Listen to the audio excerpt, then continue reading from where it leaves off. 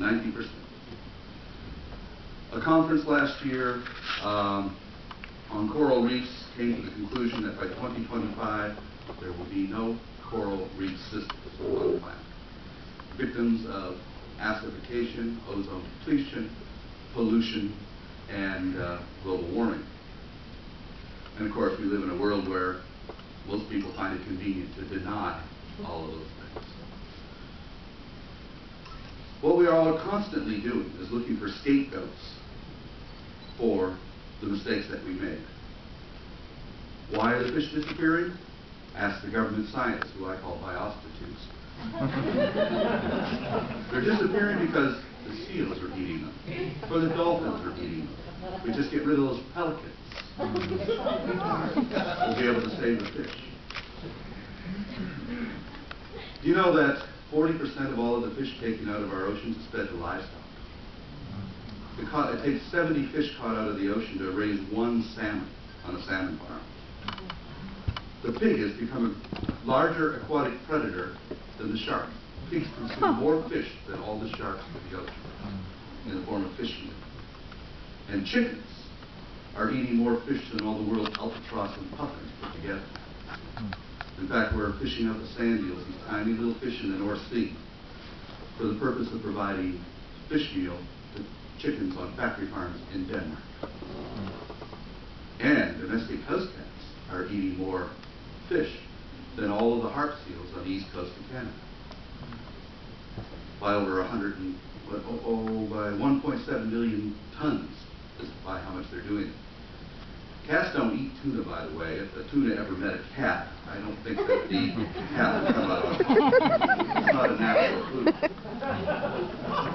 But 40% of all the fish taken from the sea is being fed to fishermen in the form of fishing.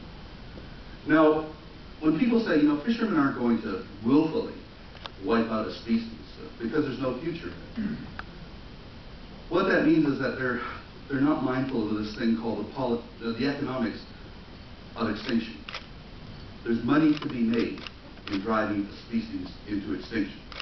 Right now, the Mitsubishi has built giant refrigerated warehouses in Japan. And they're putting as much bluefin tuna into those warehouses as they possibly can. One bluefin tuna right now goes on the market in a Japanese fish market between $100,000 and $200,000 for one fish. When you got a price tag like that on your head, your chances of survival are pretty small. But they're not happy with that price. They want to raise the price. And how do you raise the price? By putting more and more bluefin tuna dead in warehouses. Because that means there's less live ones in the sea. And as you diminish the live population, you increase the value of the dead ones. And if you can wipe them out, you've got $1 million fish in a warehouse. So the extinction of the bluefin tuna will bring about somewhere in the area of anywhere between $5 and $10 billion in profit to Mitsubishi. And that's all they care about. They're not concerned about the future. And all over the world, it's the same thing. We wipe out one species, and we forget about it. 10 years ago, you could buy orange rocky at Trader Joe's. You don't see it there anymore. It's gone. Why? It takes 45 years for that fish to become sexually mature, and then it dies. It lives until about 175 years old. Fish are long-living creatures. Cod live to be 150 years old. Halibut can live well over a century. The lobster lives well over a century. But you don't see any of these old, ancient, large creatures anymore. In 1900, the average size of a codfish was over a meter. Now, if you get 14 inches, you're looking at it as pretty good, and the codfish is pretty much commercially extinct in the North Atlantic. This was the one great fish in the North Atlantic that was the foundation of the entire European and North American Atlantic fishing industry, and it was okay for 300 years when people went out there with lines and caught them on hooks and everything. But now what they did since 1950 is they moved in with giant drag trawlers and just pulled everything out of the oceans. And the governments backed them, and the scientists justified the government's operations. In 1980, we warned the Canadian government that the cod fishery would collapse. We warned them again in 85. We warned them again in 88. And each time the scientists said, you people don't know what you're talking about. We have the best scientists in the world. We have the best computer models in the world. And you are wrong, sir. You have no idea. what you're talking about. And the day in 1992 when the cod fishery collapsed, they were all taken by surprise. They don't know what they're talking about. Because they are completely ignorant of the three basic laws of ecology. And no species on this planet has ever survived without living in accordance with those three basic laws. The first is the law of diversity, that the strength of an ecosystem must depend upon diversity of species within it. The second is the law of interdependence, that those species are interdependent with each other. They need each other. And the third is the law of finite resources, that there's a limit to growth, a limit to carrying capacity. And right now we're living in a major extinction event, the sixth major extinction event in the world history, and it's caused by us, because we are stealing the carrying capacity of all of those other species. For our numbers to grow, and the population of humanity jumped from 3 billion in 1950 to nearly 7 billion now, for our numbers to grow means they have to disappear. But there's going to be a point where we're going to pull one of those key species out, and it's all going to collapse. And we're really, quite frankly, ecologically too ignorant to know when that's going to happen. Last year I got into trouble with the right wing, especially Christians, because I made a statement saying that worms were more important than people. And that guaranteed that I would be slammed on the Fox network anyway. I did the right-wing talk shows for about 10 days after that, and they're, how dare you say that worms are more important than people? How could you say something so outrageous and blasphemous? After all, we're made in the image of God. And I said, well, I said it because it's true. Worms can live on the earth without us. We cannot live on the earth without them. We need them. They don't need us. They're more important ecologically than we are, as are bees and ants and lots of bacteria and beetles and on and on and on. They are more important than we are. And the smaller the creature, the more important it is, because they make it possible for us to live here. They clean up all our mess, or at least try to keep up, and they provide us with everything that we eat. As Albert Einstein said, take away the honeybee and I'll give humanity 4 years. That's how crucial it is. But we treat them with total contempt. You know, we have no respect. What do we fight for on this planet as human beings? Real estate, oil wells, or beliefs and fantasies, basically? You know, I try, just picture for a minute going into Mecca. Walk into Mecca and walk up to that black stone and spit on it. Oh, your chances of walking out of that town alive are somewhat remote. You'll be ripped to pieces, and nobody's going to have much sympathy for you. You committed an act of blasphemy. Walk into Jerusalem with a pickaxe over your shoulder, start hacking away at the Wailing Wall, and you're going to get an Israeli soldier's bullet in the back, and nobody's going to have any sympathy for you. That is an act of blasphemy. Go into the Vatican and attack a Pieta with a hammer, you're going to be in big trouble. You know, these are things that we revere. These are things that we will fight and die for. But each and every day we go into the most pristine, beautiful, and incredibly mysterious cathedrals in the world, the rainforest of Amazonia, or the redwood forest of California, or the Great Barrier Reef of Australia, and we totally desecrate and destroy these cathedrals with bulldozers and drag trawlers. And how do we respond to that?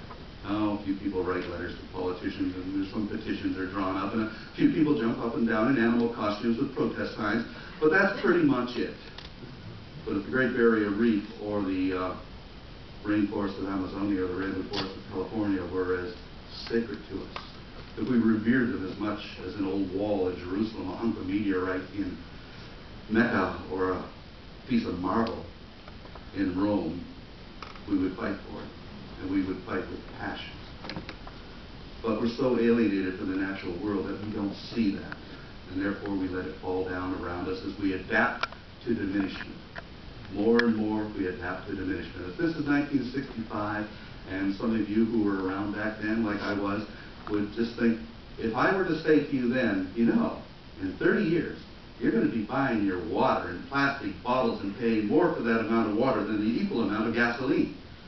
You would have looked at me like I was a complete and raving idiot. Nobody bought water in bottles unless a few prestigious people in Boston and Perrier or something like that. But nobody bought water in bottles. And to pay that kind of money I mean, I was in a hotel a couple of weeks ago, and there was a 1 liter of water for $12. I mean, what is it, you know, but we're so gullible, we just go along and buy it anyway. 20 years ago, there was a fish called a turbot, which the fishermen used to throw away because it was called a garbage fish. I saw it last week in the Parisian fish market for 24 euros a kilo. You know, we're adapting to diminishment. And the problem is, we forget what we've destroyed. And if we forget what we destroyed, our children are brought into a world that has been diminished and they accept it as reality. Species after species is driven into extinction. We forget that they were there. You know, in the Atlantic, the Biscayan right whale is gone. The gray whale is gone. The sea mink is gone. The giant auk is gone. The Newfoundland wolf is gone. The eastern bison is gone. The Carolina parakeet is gone. All of this is gone in the last couple of centuries. We're driving these species to extinction, and we forget that they were there. The grizzly bear exists in California on the flag, and that's it. You know, in fact, it's an embarrassment to have it on that flag after what we've done to it. And now Discovery Channel has hired Sarah Palin to talk about wildlife in Alaska. And so this future is pretty daunting there. But the only thing that's going to really pull this out is the passion of individuals. Margaret Mead, I was fortunate to have her as an advisor to the Sea Shepherd Society way back in 1978, and she said, never depend upon governments to solve any social problem. They never have, they never will. All social revolutions come from the passion of individuals. It's the people who make these changes. Slavery wasn't ended by Abraham Lincoln and the U.S. government. It was ended because of the passion of William Wilberforce or Douglas, the people who actually made the sacrifices. The women who got the vote in this country were persecuted and jailed and beaten under the orders of President Wilson, and when they finally got the vote, he was the one who took credit for it. You know. So the people who make the difference are them. You know, on whale wars, we're always criticized because my crew are inexperienced. They're not professionals. It's interesting, in 33 years I haven't had a single person seriously injured. But, and when I worked on a Norwegian freighter once, for a year we lost 6 people. 6 casualties, they were professionals. But, you know, I take some comfort in the fact that in 1911, the editorials and the letters to the editor of the London Sunday Times said the same thing about a particular individual named Ernest Shackleton. They said that his crew were inexperienced and unprofessional. And Shackleton said, I'm not interested in professionals. I'm interested in passionate men who can come to the South Pole with me and do what has to be done. Because I can tell you right now, I could not pay professionals to do what my volunteers do on those ships. They wouldn't do it. They would refuse to do it because they would say it's foolhardy. You know, I ask a question to every one of my crew members when they come on board now, are you ready to risk your life to protect a whale? And if they say no, then we don't want them. And when people say, that's asking an awful lot, you know. But why is that so unusual? People go off and risk their life over wars, over real estate and oil wells, and we think that's okay, we give people medals for that. But I think it's a lot more of a noble endeavor to go out and risk your life to protect an endangered species or to protect a habitat than it is to fight for Chevron, you know.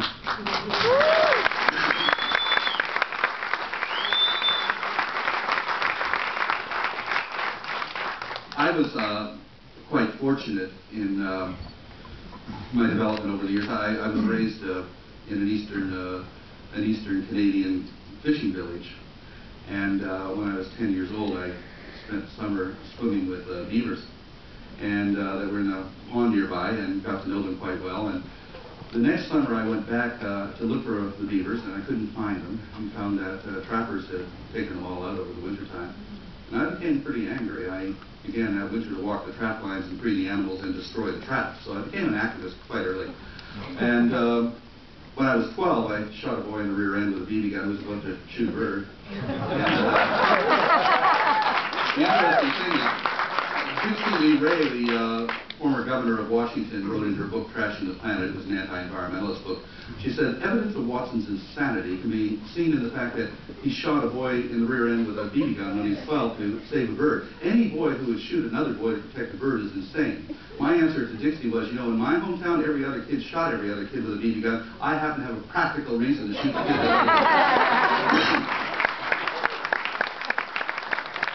So in 1969, I became the youngest founding member of the Greenpeace Foundation, and I was with Greenpeace until 1977. But it was in 1975, actually, that I had an experience that changed my life really forever and put me on the path that I'm doing. And that is that we had come up with this idea to protect whales in 1975, which was to put ourselves in small little rubber boats between the harpoon and the whale. We were reading a lot of Gandhi at the time, and we thought that all we had to do was just insert ourselves, put our bodies on the line, and they wouldn't risk killing a human being to kill a whale.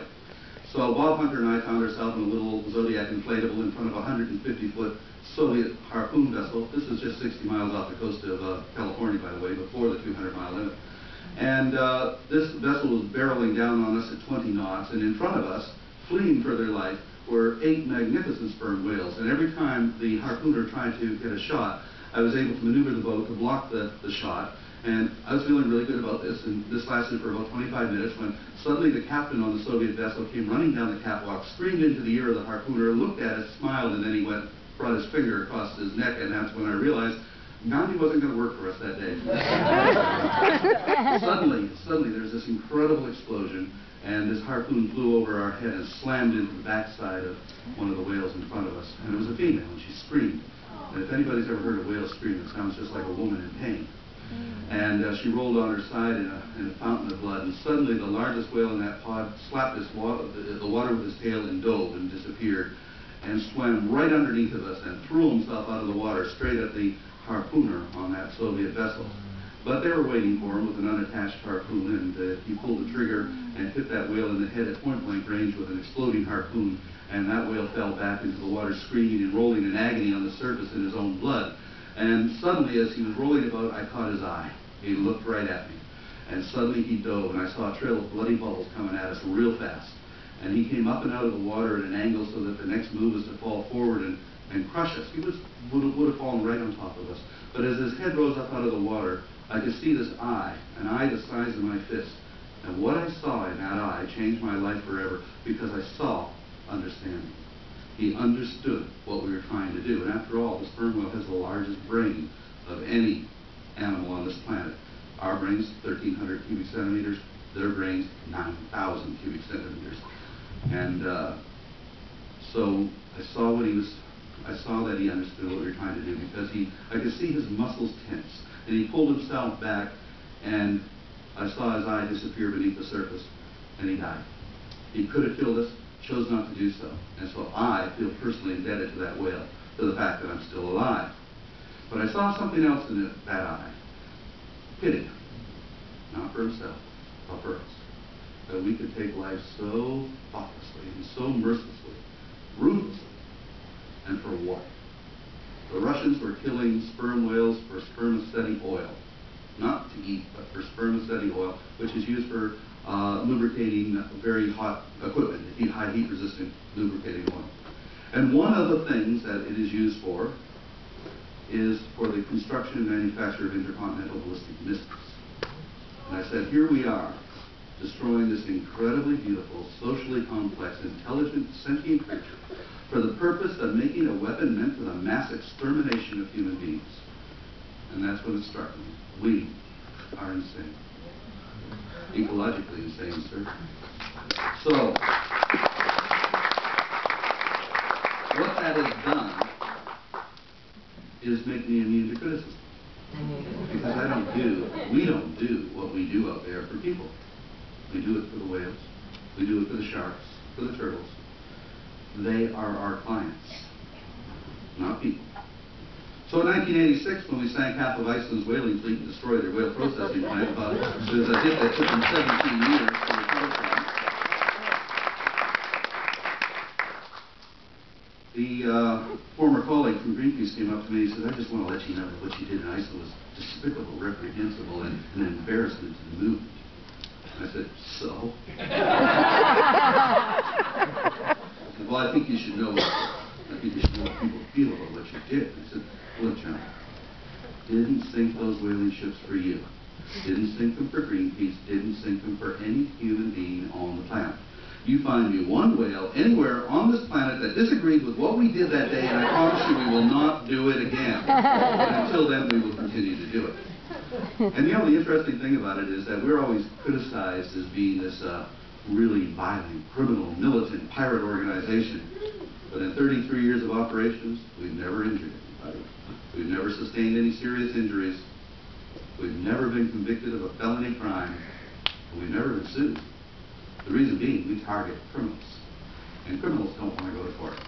So after sinking half of Iceland's whaling fleet as an example, what I did was fly to Iceland and demand to be arrested. I was met at the airport by 150 police officers, and the chief immigration officer said, "How long do you intend to stay in our country?" I said, "I don't know. 5 minutes, 5 days, 5 years. You tell me." "Well, we have to go through interrogation." This always sounds like fun. Let's go. We went to interrogation, and they brought everybody in there, and the consulates and everything like that. And they said, "Are you admitting to sinking these ships?" I said, "You know, we sunk them. We're going to sink the other two at the first opportunity." And the next morning, they drove me to the airport, put me on a plane, and sent me back to New York and said, the Minister of Justice stood up in Parliament and says, "Who the hell does he think he is? He comes into our country and demands to be arrested. Get him out of here." They knew that to put me on trial would be to put themselves on trial. And that's what they did not want to do. It's the same reason all of our confrontations with the Japanese over the last six campaigns, they haven't charged us with anything. Until recently, they charged Pete Bethune, but he had to go on board the boat and embarrass the hell out of them. And Pete is our political prisoner right now. He's a prisoner of war, and I say that quite deliberately because I know of no case in maritime history where a ship has rammed another ship, deliberately or even accidentally, where the captain of the ship responsible has not been questioned by any authority. The Audie Gill, which is named after a Los Angelino named Audie Gill, who I believe is here tonight.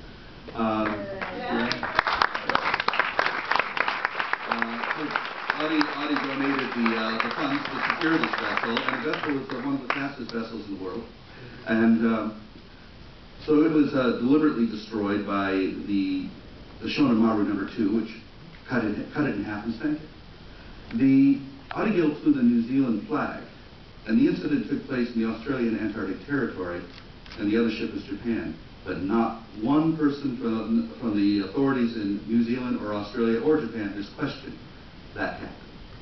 So Pete Bethune went on board the Shonan Maru to confront the captain who destroyed his ship.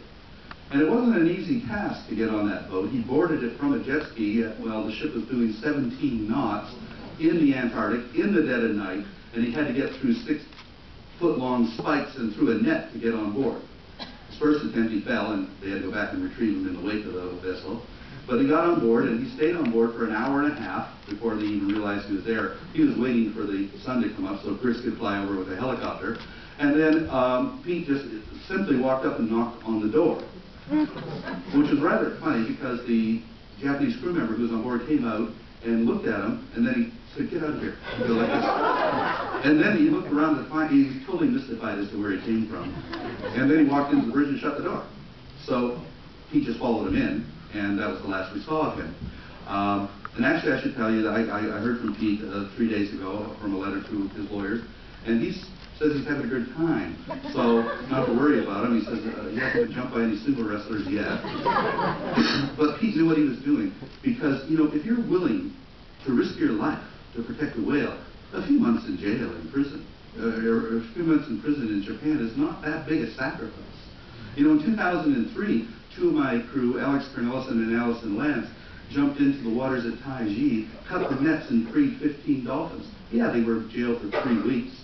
They were held, but, you know, they felt really good because the 15 dolphins were alive, and all they had to do was sit in a jail cell for 3 weeks. So they thought that was certainly a worthwhile thing to do. So these are things that we have to do. We know we'll get Pete out because right now he's serving, you know, he's embarrassing the Japanese considerably. One of the things, they're throwing the book at him. They're charging him with obstruction of business, trespassing, and a few other things. But one of the most interesting things is the Control of Swords Act of 1865, because he had a seaman's knife on board. Now, it's interesting. The Japanese say that whaling is a tradition. Pelagic whaling was introduced to Japan by General Douglas MacArthur in 1946. that means if whaling is a tradition, then American occupation is also a tradition. So I don't see them begging for that to be returned. But the interesting thing is that Emperor Meiji, who destroyed the samurai, who outlawed the samurai in 1865, and ordered their swords to be taken away from them, which is the Control of Swords Act, that's what they charged him with. You know what that means?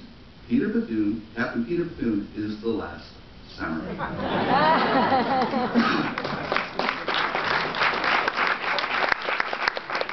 And the interesting thing about it is the word samurai means to serve.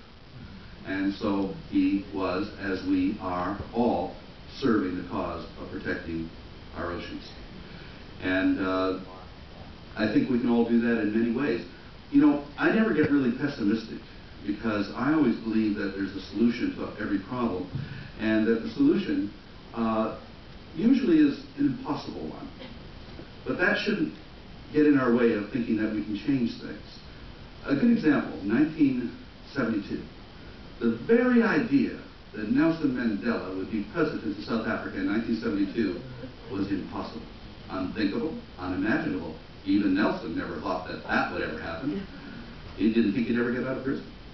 And yet it happened. So the impossible becomes possible.